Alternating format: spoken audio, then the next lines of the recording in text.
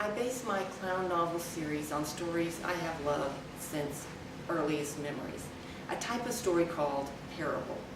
Now, despite its name, a parable is not about two of anything, or about a large hipped fruit, or about any kind of male bovine. What then is a parable? Well, indulge me for a moment in just a bit of God geekiness. A parable is a certain type of story. It's generally brief and employs common homey elements like baking bread, or planting seeds, or losing your pocket change.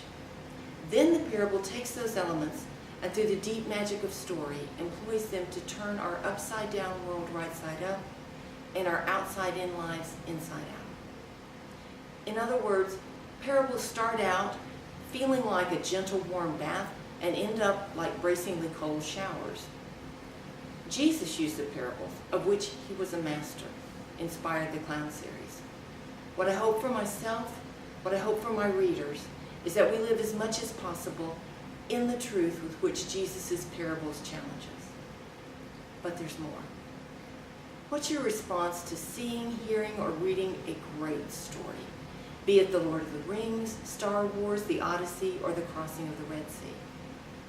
A great story is a treasure of the real and lasting kind, and I believe in sharing the wealth.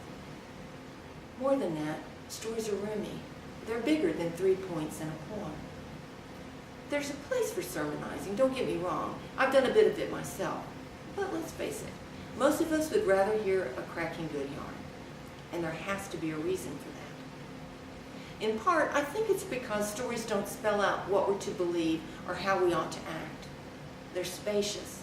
They give us ample room to move around, to glean this now, that later on. A story read as a child is one thing, as a teen it's another, as a young parent yet another thing, as an older adult something else. Or come to a story while in a happy relationship and it's one thing.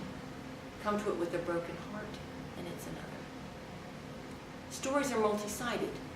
Like God, they exist beyond our full knowing. Good stories leave us with both answers and questions. We leave them satiated and thirsty, filled and longing. Why? Well, stories tell us there's more.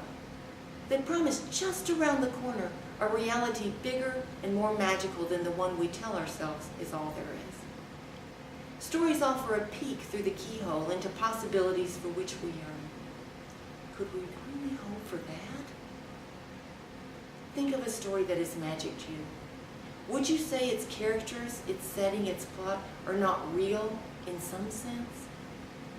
If something in us did not hope for more, stories would not possess for us such magic. Across time, across continents, people have crafted, told, and listened wide eyes to stories. There must be a reason. Great stories are timeless. In them, we connect to persons across the centuries and across the globe. We sit entranced before stories from Kenya, China, Mexico, Italy, and from the ancient time of wandering tribes, the age of the knights, the era of the world wars. These stories reach us because they are our stories. They help us know ourselves, and more than that, to know our connection to a much larger story. We journey in peril toward home in the Odyssey. We are betrayer and betrayed in the Cain and Abel story. We are the seeker and the sought in the lost sheep. Great stories are portable. We take them in and carry them with us to school, work, out to play or to the garden, around our homes, and even into our dreams. Jesus' parables, composed of only a few sentences, if that many, are handily portable. They're right there in our pockets just when we need them. Great stories inspire, even when that story is a pocket-sized parable.